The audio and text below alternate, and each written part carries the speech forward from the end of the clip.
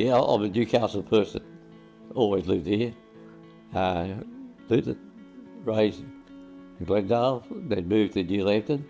Had a lovely big home there overlooking Newcastle, up on New Lambton Heights. But then my father died, and then I became head of the family. I was only 17 at the time, and I put my younger brother through uni. It's been a good life, had a good family. I'm a bit emotional because I've been through a lot. I used to do extreme stuff. I used to jump over logs and all that. My age. I'm 77. I'll be still doing it, only for Parkinson's, because I just loved the thrill of it all.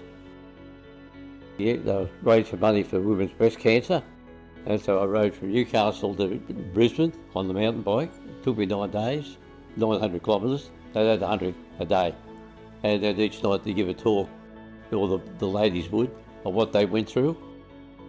That was about 3-4 years ago. Yeah.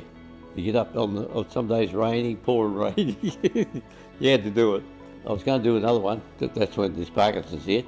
I was going to ride from here to Melbourne and do the same thing. But then this hit, I couldn't do it. It was good. Gave you a lot of pleasure. Because you're doing something for somebody. When I was driving the bus, I used to see people get on that was really struggling in life. And I never told anybody, but I used to give them some money. I helped them out. I had one woman there one night, it was about 9 o'clock at night, and she got on with a little baby. I'll never forget it. She got on, she said, "Look, I got no money." I said, "Where are you living?" She said, "Just on the street." I wait till it's dark and then I get find a corner. So I gave her $20. I said, "Here, go and get a meal there." I've always done things like that. And I also, prior to that, I was in search and rescue for Newcastle. If people got injured, I'd go out with a rope and all that. I was trained in all that. I got accreditation. But then I wanted to use that again. Keep doing it. But then with Parkinson's, they put a stop to it.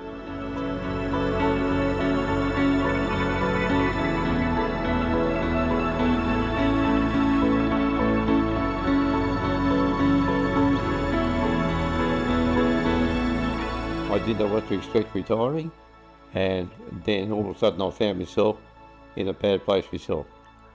And I thought, yeah, how I was determined to climb my way back out. And then I found, coming to home in place, they gave me a home. I was introduced to Michael, and he's been very good and gave me hope, direction, to go to get something done. I owe so much to people like Michael, who works for Home and Place, to give me that hope. And I found the direction now, and here I am. I couldn't be happier.